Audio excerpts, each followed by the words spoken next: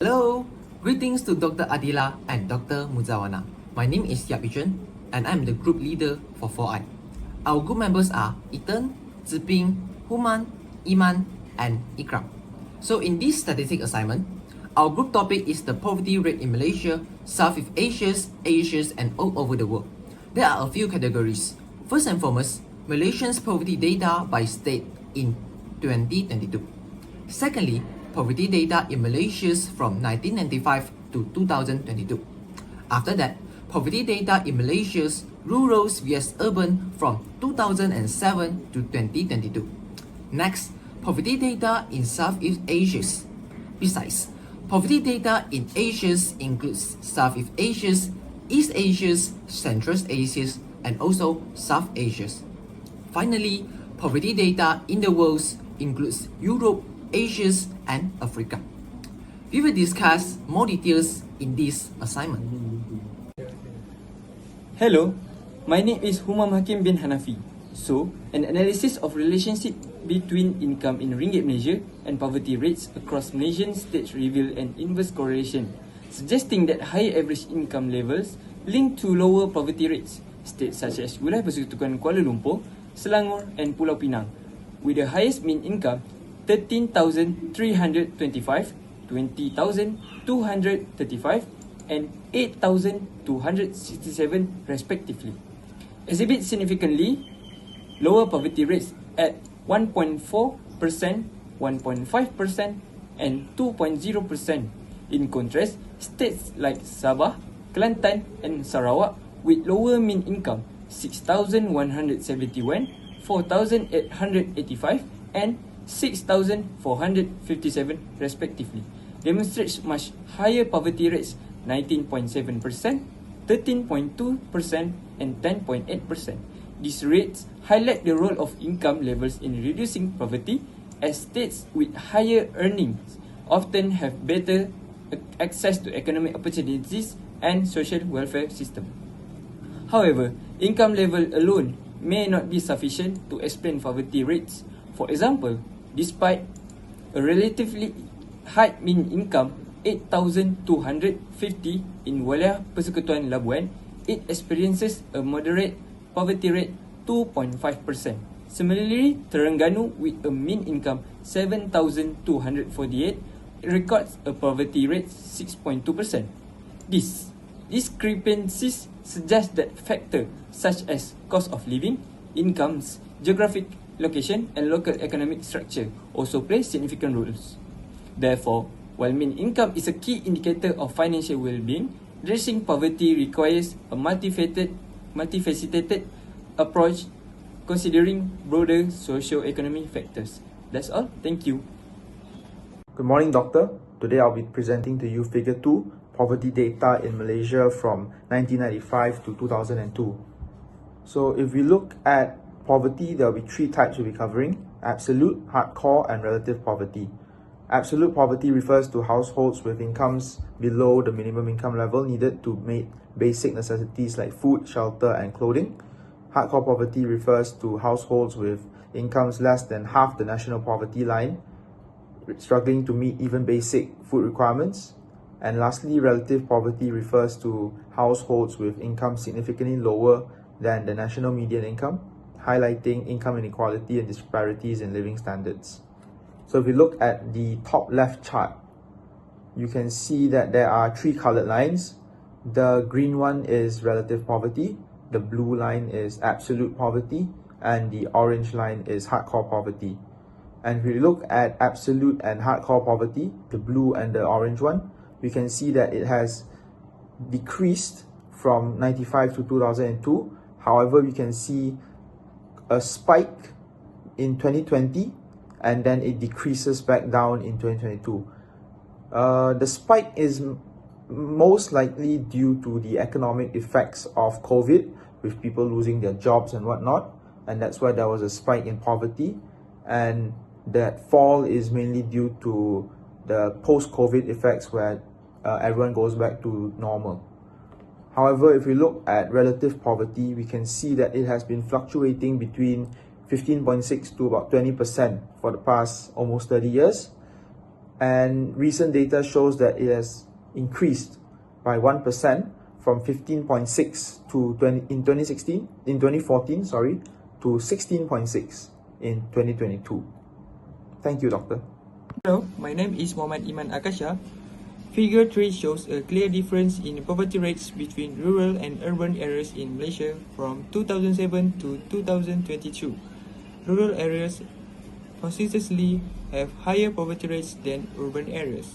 In 2007, the rural poverty rate was 7.1%, while the urban rate was much lower at 1.9%.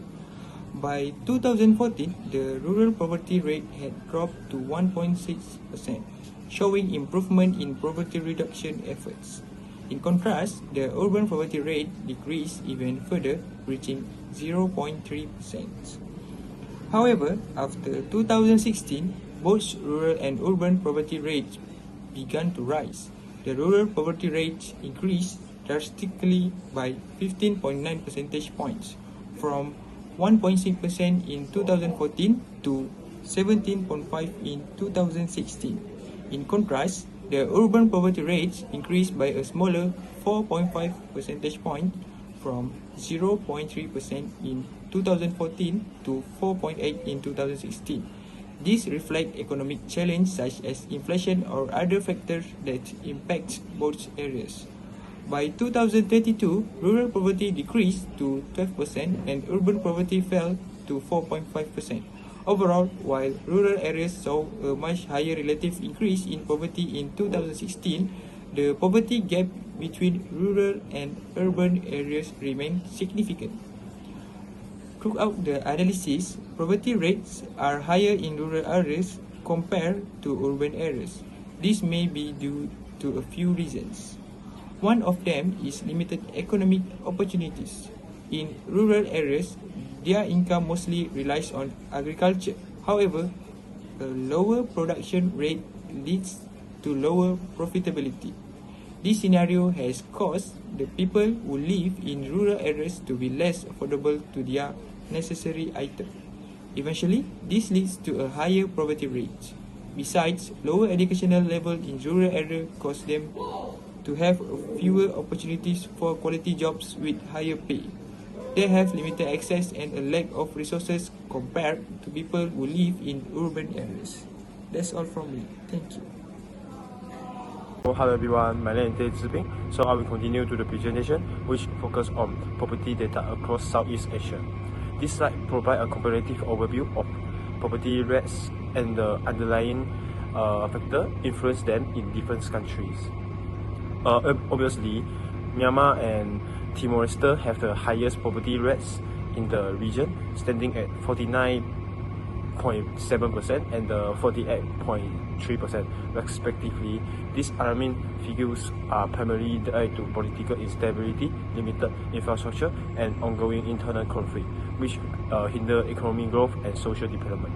Besides that, Cambodia and the Philippines show moderate high poverty rate at 16.6% and 15.5%. This rate attributed to uneven economic growth and regional disparities, which continue to create significant challenge for poverty reduction in this nation.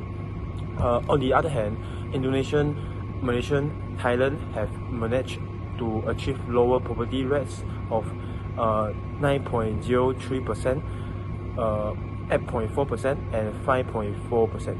These countries benefits from industrialization, urbanization, and strong social welfare policies, which have collectively contributed to improving living standard and reducing poverty. And also, Vietnam stand out with impressively low poverty rates of 3.4%. This success is largely the result of market reform and effective poverty reduction strategies, which have transformed the country's economy and social landscape in recent years. And lastly is Singapore. Singapore has achieved a remarkable 0% poverty rate, reflecting the strength of its well-managed economy and high levels of education and comprehensive social policies. Thank you. That's all for me. I will pass this to next member. Alright, I will continue to figure 5, which is the poverty data in Asia. In West and Central Asia, the poverty rate was recorded as 20% in 2005, which shows a moderately high poverty rate. However, it has reduced to 5% in 2020. This scenario indicates poverty rates are relatively stable in West and Central Asia, such as Tajikistan and Uzbekistan, but slightly higher compared to East Asia. Besides, the trend analysis shows poverty rates are the same in West and Central Asia and also Southeast Asia. Both regions may have the same economic diversities and economic challenges.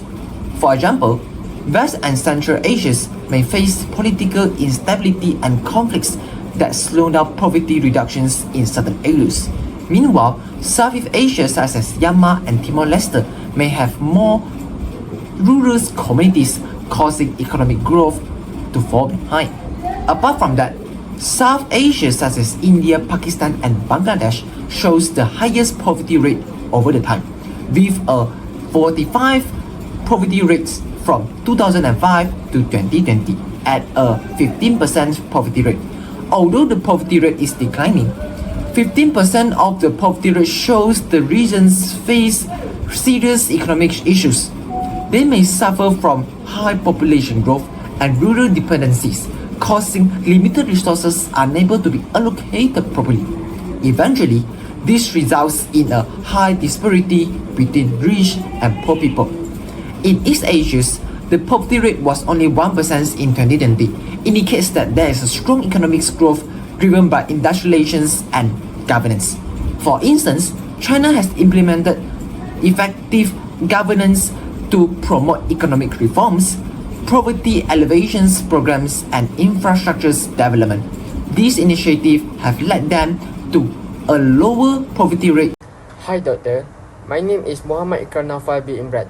So today, I will present about global poverty rate in 2021, focusing on Africa, Asia and Europe. I will explore the factors influencing these rates and steps needed to address poverty more effectively. Let's begin by looking at the numbers. Africa has the highest poverty rate at 60%. Asia poverty rate is significantly low at 50%. Europe enjoys the lowest rate at just 10%. To put this into perspective, Africa poverty rate is 4 times higher than Asia and 6 times higher than Europe. This highlights the urgent need to targeted poverty reduction strategies, especially in Africa. Africa faces the most significant challenge with a poverty rate 60%. Key contributing this factor, the factor is political instability, undeveloped infrastructure, heavy reliance on subsistence agriculture, and limited access to education and healthcare service. This issue creates a cycle of poverty that is difficult to break without focus on intervention. In contrast, Asia poverty rate is 50%. This reflects the region's economic diversity. Cause rapid industrialization and economic reform in East Asia, particularly in countries like China, have led to significant progress in poverty reduction. However, South and part of the Southeast Asia still face development issues and challenge, and highlighting the needs for continued effort to address disparities. Europe, with a poverty rate of just 10%, enjoy the lowest level globally. This success can contribute to advanced economic, effective social welfare system, strong infrastructure, and stability and governance, which play the key role in sustainability low poverty level. This factor make Europe a model for combating poverty effectively. So, for the conclusion in figure 6, you have to know that Africa faces the most significant challenge and require urgent, targeted initiative to address poverty. For Asia has demonstrated progress, but there is no room for improvement, especially in South and Southeast Asia. And the last region is Europe. As we know, Europe have benefit from well-established system and government maintaining its low poverty rate. So it's clear that poverty is we must reduce it, and multifaceted issues requiring tailored solution for each region. Addressing this disparity is crucial for building more equitable world.